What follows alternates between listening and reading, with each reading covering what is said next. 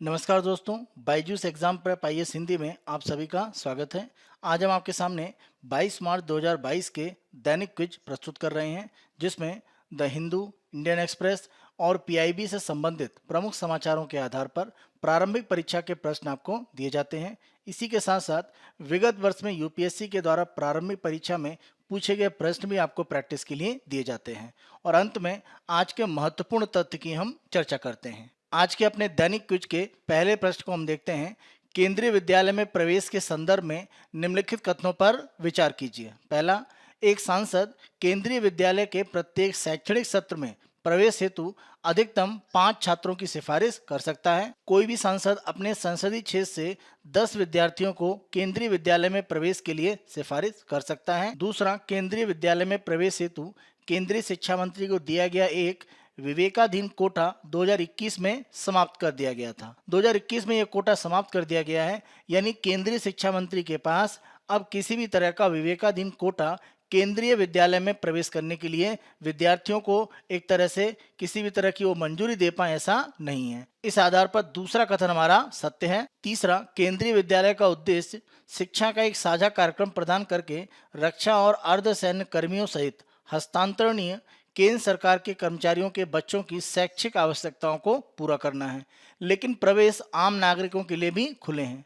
प्रमुख रूप से केंद्रीय विद्यालय का उद्देश्य यही था कि जो भी केंद्र सरकार के कर्मचारी हैं, जिनमें रक्षा क्षेत्र की अगर हम बात करें या अर्धसैन्य क्षेत्र में जो काम करने वाले कर्मी हैं, उनके बच्चों की शिक्षा का स्तर जो है उसको एक तरह से सामान्य बनाए रखा जाए। इनमें बड़ी संख्या में ऐसे केंद्रीय कर्मचारी हैं जिनका ट्रांसफर लगातार होता रहता है, और इस आधार पर उनके बच्चों की शिक्षा पर प्रभाव न पड़े, इसके लिए प्रमुख रूप से केंद्रीय विद्यालय कार्य करते हैं। लेकिन आम नागरिकों के बच्चों के लिए भी इसमें प्रवेश की स्थितियां बनती हैं। इस आधार पर तीसरा कथन हमारा सत्य है।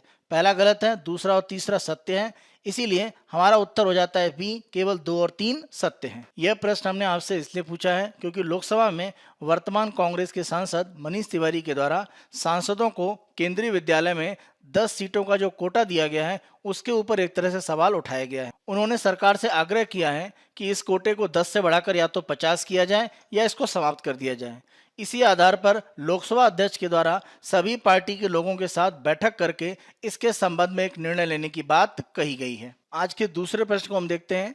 भारत सरकार द्वारा आयोजित 2+2 वार्ता के संदर्भ में निम्नलिखित कथनों पर विचार कीजिए। पहला कथन हम देखते हैं, भारत इस तरह की वार्ता केवल ऑस्ट्रेलिया, जापान और अमेरिका के साथ करता है। ध्यान रखें, इसमें रूस भी शामिल हो गया है और उसको पिछले वर्ष ही शामिल किया गया है। अगर हम सभी देशों की बात करें तो सबसे पहले संयुक्त राज्य अमेरिका के साथ 2+2 वार्ता शुरू की गई सितंबर 2018 में।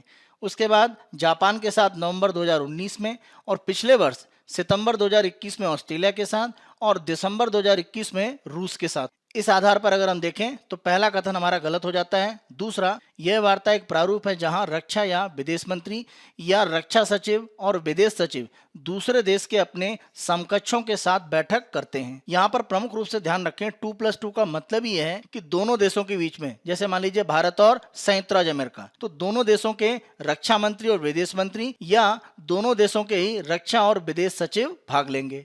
इस आधार पर दूसरा कथन हमारा सत्य है। तीसरा, यूएसए पहला देश है जिसके साथ भारत ने 2+2 वार्ता प्रारंभ की थी। सितंबर 2018 में संयुक्त राज्य अमेरिका पहला देश था जिसके साथ भारत ने 2+2 बैठकें प्रारंभ की। इस आधार पर तीसरा कथन भी सत्य है, दूसरा और तीसरा सत्य है, अतः हमारा उत्तर हो जाता है सी, केवल 2 और 3 सत्य है। यहाँ पर यह प्रश्न हमने आपसे इसलिए पूछा है क्योंकि अगले माह संभावित है कि 2+2 बैठकें भारत और अमेरिका के बीच में वॉशिंगटन में हो सकती हैं, और इसी संदर्भ में चर्चा करने के लिए फॉरेन ऑफिस कॉन्सुलेट की अधिकारी विक्टोरिया नोलैंड भारत का दौरा कर रही हैं। आज के अपने तीसरे प्रश्न को हम देखते हैं। पद्म पुरस्कारों के संदर्भ में निम्नलिखित कथनों पर विचार कीजिए। पहला, ये पुरस्कार पद्म पुरस्कार समिति द्वारा की गई सिफारिश के आधार पर प्रदान किए जाते हैं, जिसका गठन प्रत्येक वर्ष प्रधानमंत्री द्वारा किया जाता है। प्रधानमंत्री प्रत्येक वर्ष पद्म पुरस्कार समिति का गठन करते हैं, जिसके अध्यक्ष देश के कैबिनेट सचिव होते हैं। इसी के साथ साथ गृह सचिव और राष्ट्रपति के सचिव इसके सदस्य होते हैं, और साथ साथ 4 से 6 विशिष्ट लोगों को इसमें सदस्य बनाया जाता है। इस समिति की सिफारिश के आधार पर नामों को प्रधानमंत्री और राष्ट्रपति के पास मंजूरी के लिए भेजा जाता है।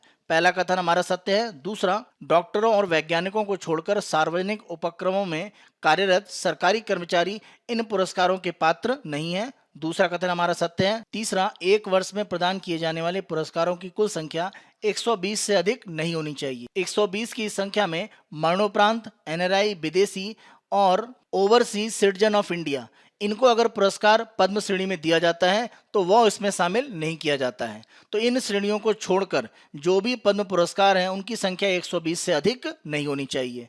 तीसरा कथन भी सत्य है। तीनों कथन हमारे सत्य हैं, अतः हमारा उत्तर हो जाता है डी, उपयुक्त सभी। यह प्रश्न हमने आपसे इसलिए पूछा है क्योंकि राष्ट्रपति जी के द्वारा पद्म पुरस्कारों में 3 प्रमुख श्रेणियां होती हैं, पद्म विभूषण, पद्म भूषण और पद्मश्री। इस वर्ष कुल मिलाकर 128 व्यक्तियों को पद्म पुरस्कार दिया जा रहा है, जिसमें 4 व्यक्तियों को पद्म विभूषण, 17 व्यक्तियों को पद्म भूषण और 107 व्यक्तियों को पद्मश्री पुरस्कार दिया जा रहा है। इनमें 34 महिलाएं हैं, 10 व्यक्ति इसमें NRI, person of Indian origin और ओवरसीज सिटीजन ऑफ इंडिया इस श्रेणी में शामिल हैं। साथ साथ 13 व्यक्तियों को पद्म पुरस्कार मरणोपरांत दिया जा रहा है। आज के हम चौथे प्रश्न को देखते हैं। निम्नलिखित में से किसने सबसे पहले खादी खद्दर कोष का विचार प्रस्तुत किया था? इस विचार को सबसे पहले पंडित मदन मोहन मालवीय के द्वारा प्रस्तुत किया गया था। यानी खद्दर का एक तरह से निर्माण हम स्वयं बुनाई और कताई के माध्यम से घरों में कर सकते हैं और इससे विदेशी कपड़ों की जो स्थितियां हैं उसको भारत में कमजोर करने या समाप्त करने का एक प्रयास था। इस तरह के कोष के निर्माण के लिए पंडित मदन मोहन मालवीय के द्वारा सबसे पहले प्रस्ताव रखा गया था। इसलिए हमारा उत्तर हो जाता है बी, पंडित मदन मोहन मालवीय। 1922 में पंडित मदन मोहन मालवीय के द्वारा गांधी खद्दर फंड की बात की गई थी। इस फंड के माध्यम से बड़े पैमाने पर खद्दर का जो उत्पादन है वो घरों में किया जा सके, जिससे कि लोग विदेशी कपड़ों का एक तरह से त्याग कर सकें। इसी आधार पर हमने गांधी खद्दर फंड के संबंध में आपसे प्रश्न पूछा है। दैनिक क्विज के अपने दूसरे भाग में हम आते हैं, जहां पर हम विगत वर्ष के प्रश्न आपको पूछते हैं जो यूपीएससी के द्वारा प्रारंभिक परीक्षा में पूछे गए हैं। आज का प्रश्न यूपीएससी के द्वारा 2020 की प्रारंभिक परीक्षा में पूछा गया है। प्रश्न को हम देखते हैं। महासागर औसत तापमान ओशियन मीन टेम्परेचर के संदर्भ में निम्नलिखित में से कौन सा या से कथन सही है? यह है। पहला, OMT यानी ओशियन मीन टेम्परेचर महासागर औसत तापमान को 26 डिग्री सेल्सियस समताप रेखा की गहराई तक मापा जाता है, जो जनवरी मार्च के दौरान हिंद महासागर के दक्षिण पश्चिम में 129 मीटर पर होती है। दूसरा, OMT महासागर औसत तापमान जिसे जनवरी मार्च में मापा जाता है उसे यह निर्धारित करने के लिए प्रयोग किया जा सकता है कि मॉनसून में वर्षा की मात्रा दीर्घकालिक औसत वर्षा से कम होगी या ज्यादा। समुद्र की सतह के तापमान जिसको SST भी कहा जाता है यानी सी सरफेस टेम्परेचर, इसका उपयोग नियमित रूप से मॉनसून के संबंध में यह अनुमान लगाने के लिए किया जाता है कि भारत में जो औसत एक तरह से वर्षा होती है यानी 827.5 मिलीमीटर, इससे औसत से ज्यादा होगी या कम होगी। लेकिन पुणे के भारतीय उष्णकटिबंधीय मौसम विज्ञान संस्थान ने एक तरह से समुद्र की सतह के तापमान की तुलना में समुद्र का जो औसत तापमान है जिसको हम ओशियन मीन टेम्परेचर कहते हैं OMT, उसको एक तरह से मॉनसून की वर्षा का जो अनुमान है उसे लगाने के लिए उपयोग करना ज्यादा बेहतर माना है। उनका एक तरह से मानना है अगर हम समुद्र की सतह के तापमान को लेते हैं तो इससे मॉनसून की भविष्यवाणी में हम केवल 60% सफलता प्राप्त करते हैं, लेकिन अगर समुद्र के औसत तापमान को लिया जाता है तो यह सफलता की दर 80% पहुंच जाती है। हम ध्यान रखें, जब हम बात करते हैं OMT यानी ओशियन मीन टेम्परेचर यानी समुद्र के औसत तापमान की, तो इसका आकलन जनवरी से मार्च की अवधि के दौरान महासागरीय तापीय ऊर्जा को मापकर किया जाता है और इस डाटा का उपयोग करके 80% मॉनसून के संबंध में जो जानकारी है उसको सटीक रूप में बताया जा सकता है। इस विश्लेषण के आधार पर अगर हम देखें तो दूसरा कथन हमारा सही है। इसके विपरीत अगर हम समुद्र सतह तापमान की बात करें तो यह महासागर की परत के कुछ मिलीमीटर तक ही सीमित होता है, जबकि अगर हम OMT की बात करें तो यह 26 डिग्री सेल्सियस समताप रेखा की गहराई तक मापता है और यह स्थिर और सुसंगत होता है और इसका स्थानिक फैलाव भी कम होता है। जब हम 26 डिग्री सेल्सियस समताप रेखा की बात करते हैं तो यह एक तरह से 50 से 100 मीटर की गहराई पर देखी जा सकती है।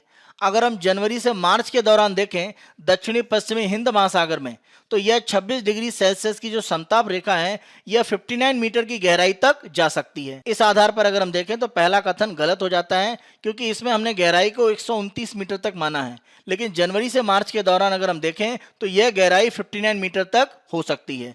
इस आधार पर पहला कथन हमारा गलत है और दूसरा कथन हमारा सत्य है, इसीलिए हमारा उत्तर हो जाता है बी, केवल 2 सत्य हैं। दैनिक क्विज के अपने तीसरे भाग में हम आते हैं, जहां पर हम आज के तथ्य की चर्चा करेंगे। इसमें आज हम केंद्रीय विश्वविद्यालयों के लिए प्रवेश परीक्षा की जो स्थिति है उसके संदर्भ में चर्चा करेंगे, जिसके संदर्भ में यूजीसी की तरफ से घोषणा की गई है। यूजीसी के द्वारा केंद्रीय विश्वविद्यालयों में प्रवेश परीक्षा यानी CUET, central university entrance test शुरू करने की घोषणा की गई है और देश के 45 केंद्रीय विश्वविद्यालयों में प्रवेश के लिए, अगर हम स्नातक प्रवेश के लिए बात करें तो यह परीक्षा अब अनिवार्य रूप से लागू कर दी गई है। आप ध्यान रखें, सीयूईटी एक तरह से नई परीक्षा नहीं है।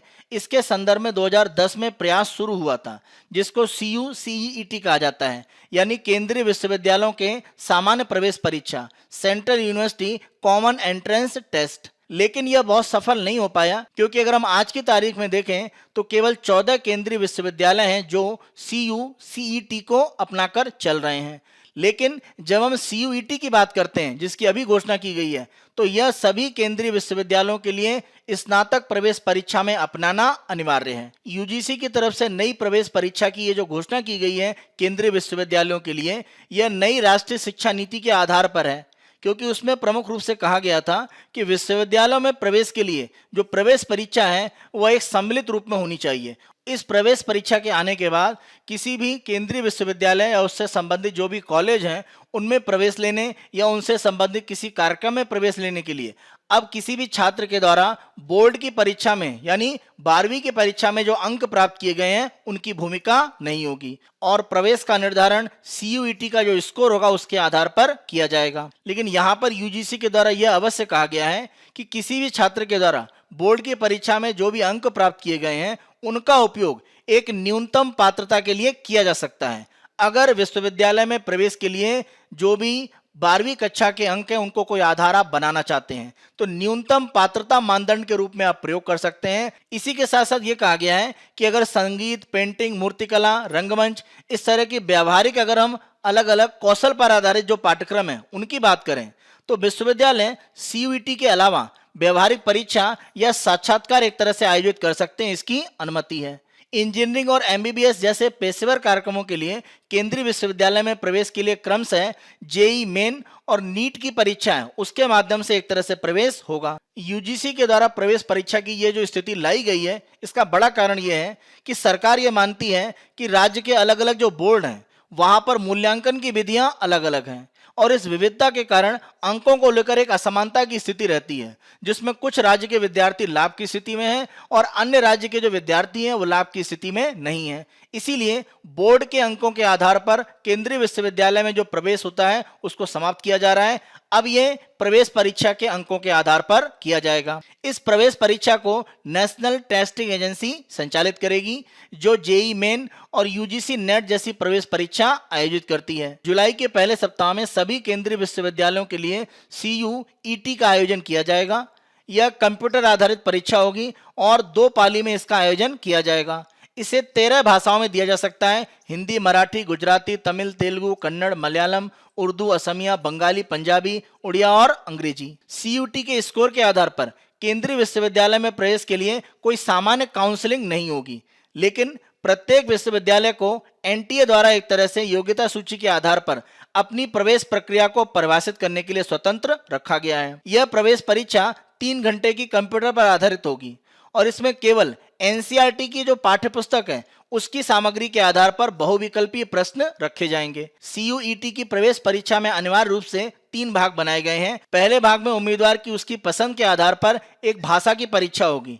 इसमें 13 भाषाओं का विकल्प होगा। 13 भाषाओं की जो अनिवार्य परीक्षा है उसके अलावा उम्मीदवार अगर चाहे तो 19 भाषाओं की एक श्रेणी दी जा रही है, जिसमें चाहे तो परीक्षार्थी विकल्प परीक्षा का ले सकता है और 19 भाषाएं जो इसमें अलग से शामिल की गई हैं, जो वैकल्पिक रूप में उम्मीदवार दे भी सकता है या नहीं भी दे सकता है, वो है फ्रेंच, स्पेनिश, जर्मन, नेपाली, फारसी, इतालवी, अरबी, सिंधी, कश्मीरी, कोंकणी, बोडो, डोंगरी, मैथिली, मणिपुरी, संथाली, तिब्बती, जापानी, रूसी और चीनी। सीयूटी का जो दूसरा भाग है वो उम्मीदवार के डोमेन विशिष्ट ज्ञान के परीक्षण पर आधारित है। अपनी शिक्षा के आगे के भाग के लिए आप स्नातक में किस विशेष क्षेत्र में जाना चाहते हैं, वो राजनीतिक विज्ञान का क्षेत्र भी हो सकता है, वो गणित का भी हो सकता है। तो इस आधार पर 27 अलग अलग डोमेन यहाँ पर दिए जा रहे हैं। कम से कम 1 और अधिकतम 6 डोमेन का चुनाव करके आप इस टेस्ट में भाग ले सकते हैं। प्रत्येक केंद्रीय विश्वविद्यालय यह निर्दिष्ट करेगा किस कार्यक्रम के लिए उम्मीदवार को कौन सी डोमेन विशिष्ट परीक्षा देनी होगी। यानी मान लीजिए किसी विश्वविद्यालय में गणित के क्षेत्र में एक तरह से कोई स्नातक का कार्यक्रम है, तो उसके लिए अनिवार्य है कि उम्मीदवार के द्वारा जिसने डोमेन गणित के रूप में स्वीकार किया है उसने जो टेस्ट दिया है उसी को एक तरह से प्रवेश दिया जा सकता है। प्रवेश परीक्षा का जो तीसरा भाग है वो सामान्य ज्ञान, करंट अफेयर, सामान्य मानसिक क्षमता, संख्यात्मक क्षमता, मात्रात्मक तर्क, इनके प्रश्नों के आधार पर एक सामान्य परीक्षा का होगा। और कोई भी उम्मीदवार सामान्य परीक्षा के लिए तभी उपस्थित होगा जब वह कार्यक्रम और पसंद के विश्वविद्यालय द्वारा वांछित हो। यानी अगर किसी विश्वविद्यालय के द्वारा सामान्य ज्ञान का जो परीक्षण है उसको भी एक तरह से अनिवार्य रूप से मांगा गया है, तभी उम्मीदवार को वह परीक्षण टेस्ट में देना होगा, अन्यथा वह उसको छोड़ सकता है। यूजीसी के द्वारा जिस प्रवेश परीक्षा के आयोजन के लिए घोषणा की गई है यह अभी केवल केंद्रीय विश्वविद्यालयों के लिए अनिवार्य है। सरकार का यह कहना है कि निजी विश्वविद्यालय या अन्य संस्थान जो अगर इसे स्वीकार करना चाहते हैं वो कर सकते हैं या अपनी स्वयं की प्रवेश परीक्षा का आयोजन कर सकते हैं। वर्तमान में सीयूटी केवल स्नातक में प्रवेश के लिए आयोजित की जा रही है केंद्रीय विश्वविद्यालयों के लिए। इसी के साथ साथ केंद्रीय विश्वविद्यालयों को छूट दी गई है कि वह स्नातकोत्तर प्रवेश के लिए इस सीयूईटी का उपयोग कर सकते हैं, उसके लिए स्वतंत्र हैं, या चाहें तो अपनी स्वयं की प्रवेश परीक्षा को जारी रख सकते हैं। यह हमारा 22 मार्च 2022 का दैनिक क्विज है। आने वाले दिनों में अन्य दिनों के दैनिक क्विज हम आपको इसी तरह से उपलब्ध कराते रहेंगे। Byju's exam prep IAS Hindi को आप बहुत अधिक पसंद कर रहे हैं। अधिक से अधिक संख्या में लाइक, शेयर और सब्सक्राइब करना ना भूलें। धन्यवाद।